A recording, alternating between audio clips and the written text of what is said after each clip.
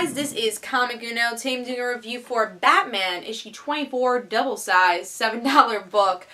So this is part of 0 Year, and this is Batman issue 24. But before I start talking about this issue, just want to give you guys a couple updates. First update, I know that Comic Uno episode 16 was a little late, but we had problems on DarkAvengerINC that we couldn't upload videos longer than 15 minutes, and Comic Uno episode 16 was longer than 15 minutes, so I was able to upload that on Monday. So if you haven't checked it out, definitely go check that out on DarkAvengerINC. And of course we have Comic Uno episode 17 coming up on time, so here are the exclusive comics for that, which are Wolverine issue 10, Ultimate Comics X-Men issue 32, Sidekick issue 3, and Rocket Girl issue 1. So if you want to go check out those reviews, go to Comic Uno episode 17.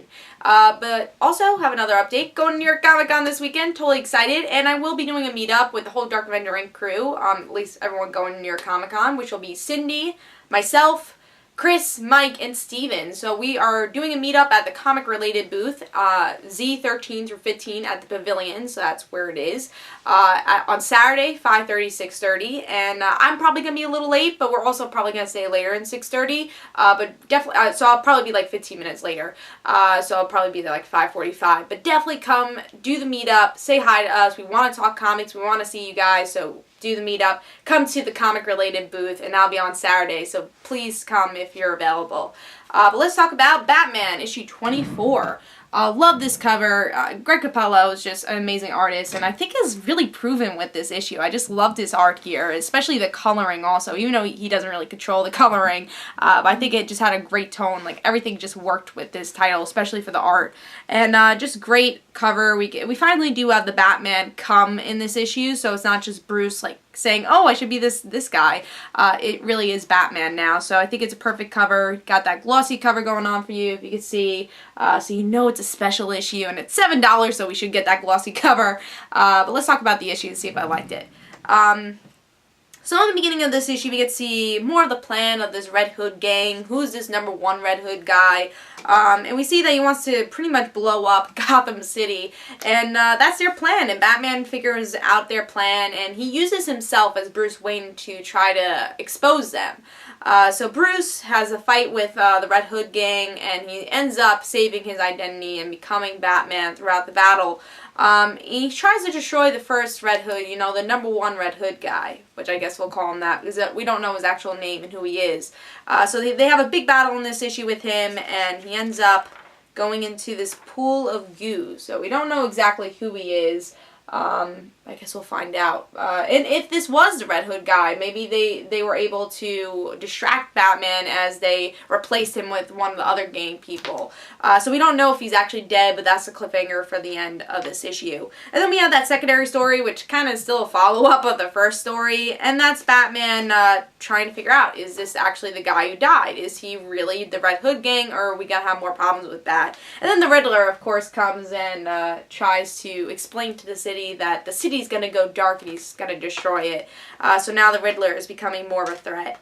So I'm going to say it's a very long issue. It took me a while to read because it is double length, and you know, Scott Snyder, he's a great comic writer. He's one of my favorites, but it's also kind of wordy and deep, so having such a long issue, you have to think about it, you really have to read, and you have to concentrate on it.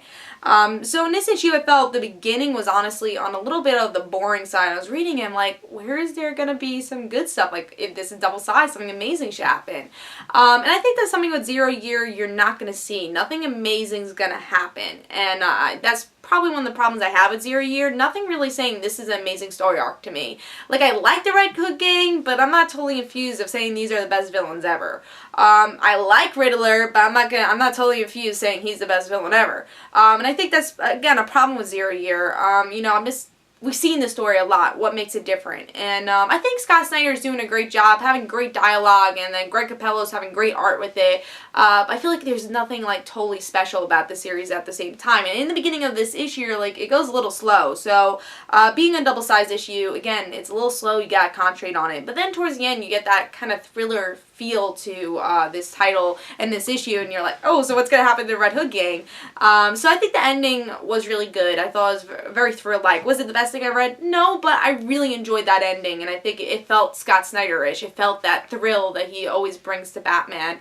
And also, one thing I loved also from this issue was the Batman monologue about Gotham City. Is like, we don't really know why we love this city, but the city challenges us, and now that these people are trying to make it horrific to us, so there is a big difference. And I love that monologue because that's really what Gotham is. Like, why are people staying here if they're horrified? And I think that's what Batman's trying to balance. He wants Gotham to challenge us, but he doesn't want it to horrify us. So I really liked the monologue with Bruce for that, and, you know, I feel like at that moment, that was the climax where the series, or this issue, got better. So if you read that monologue, that's where the issue kind of went uphill for me. And then the beginning was a little bit on the slow side, where I'm like, do I care about this? Is it too long? Do I care enough about the story arc? Again, Zero Year, I'm not, you know, a huge fan of, but I've been liking it. I think this issue was a pretty good issue. Now, you have to decide you want to get it for $7. You definitely get the story. There's enough story here to say this is a $7 worth book. But also, is the story good enough for $7? I think towards the end, it does get really good. I would say pick it up if you're following Zero Year, but it's nothing you really need to get if you're not following Zero Year, so it's not a great jumping on point. So I would give it 4 stars. I thought it was a very solid issue, but again, there's ups and downs, there's negative and positives about it, so you really have to balance, see if you want it for $7 or not. But there is obviously enough story here to make it worth $7. So great art, again. I think that's probably my favorite part, is just the tone and the art for this series. So I applaud Greg Capullo for this. So great art. If I have to say something I really loved about it, was that art in that monologue. But I hope you guys enjoyed. This is Comic Uno, and guys, don't forget to follow me on Twitter for Comic Uno and the Random Situations, and don't forget to like my Facebook page. And guys, yeah, that's it. So this is Comic Uno. I'll see you guys later. Bye.